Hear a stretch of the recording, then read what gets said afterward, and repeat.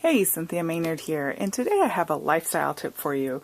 And our family, we don't have allergies to food, which is great, but we've been tested a few times, and we do have some significant sensitivities. My son in particular has a gluten sensitivity. Again, it's not an allergy, we don't have celiac disease, but it's to the point where, you want to keep a healthy gut, as they say, because that's where we absorb our nutrients and things, and that it's important to keep healthy. So if our bodies are having a hard time processing gluten, especially in American wheats and things, I've heard, I'm not an expert on this, okay, but I've heard that in Europe, the gluten in their wheat is much lower. So it almost makes you wonder, if food would do better with that. But anyway, so we try to do at least 2 out of 3 meals a day gluten-free. And, when I first got into it, there's a long story behind that, but our doctor, we see both a traditional doctor and an alternative doctor who is a medical doctor. And, it can be overwhelming, I think, when people tell you these things and you don't know, and what's gluten, and it's in everything, and all of those things. It can be quite overwhelming, and we're a family who loves food and loves good food. And so one thing I have found, and I have hundreds and hundreds of cookbooks, but I thought, I want a good solid cookbook that I know my food's going to taste great.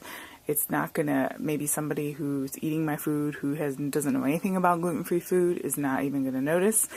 I wanted something like that. So my favorite gluten-free book, and I have several, but this is my favorite. It's Cooking for Isaiah, and it's by Silvana Nardone. I don't know if that's how you say her name.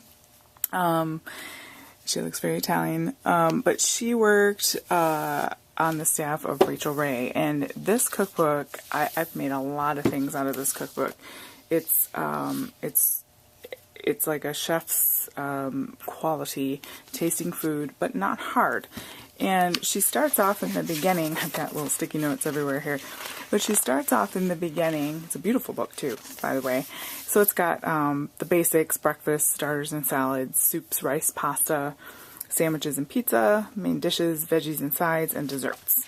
And right off the bat, after you read the foreword, she's got some great flour blends. And I buy flour blends, and sometime I'll do a video on what my favorite ones are. But this, as far as like making your own, is super easy and turns out really great. And this isn't going to work if you have an allergy to rice or corn or tapioca or any of those things. But, so not all gluten-free food is great for everybody. But if you're just trying to avoid glutinous grains, this is a great cookbook for you. So her all-purpose flour, it makes a big batch, and it takes a while for us to go through it, and it's great. You can just substitute it right in for even your traditional recipes like muffins and things.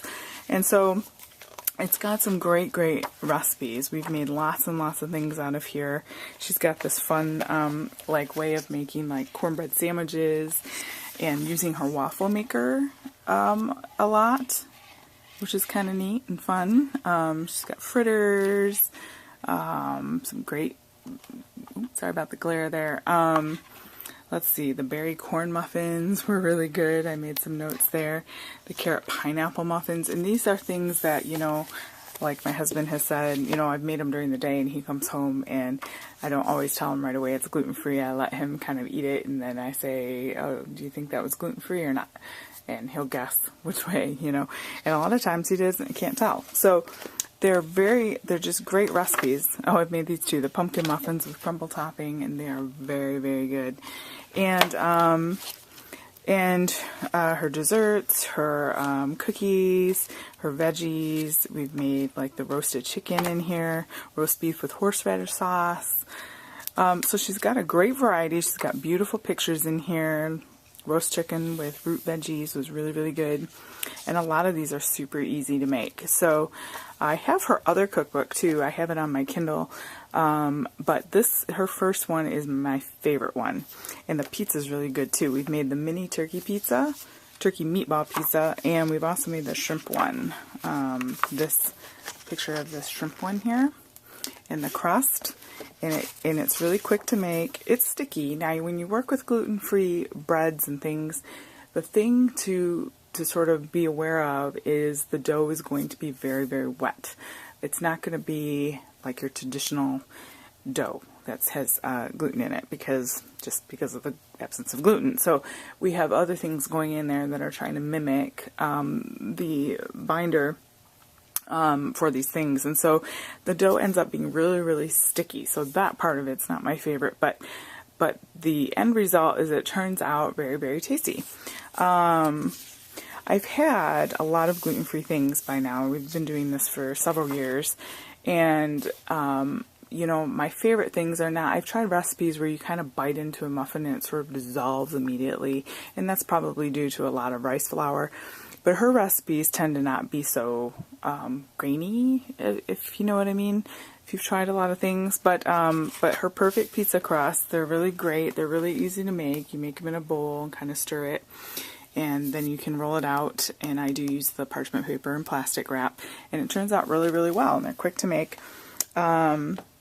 That does use yeast, so if you have a problem with yeast, then you know, you have to that's not going to work. So as I don't know, I just recommend this book to you if you're a gluten-freer and you're trying to navigate the waters. This is a great stable cookbook that is well worth any price. You can get it on Kindle, and you can get the hardback is what I have, and it's really a beautifully done book, and the recipes are just really, really tasty and reliable.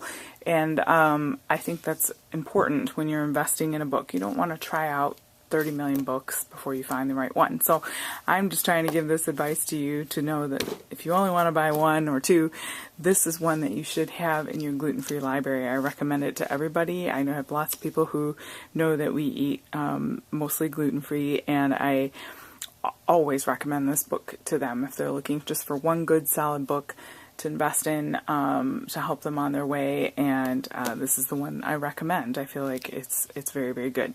So anyway, there's my little lifestyle tip for today, and if you have a favorite gluten-free cookbook that you think I should check out, go ahead and leave that down in the comments below, and that'll help other people as well, because I feel like those of us who've tried it and tested things out, it's so helpful for people to not have to do that work a second time.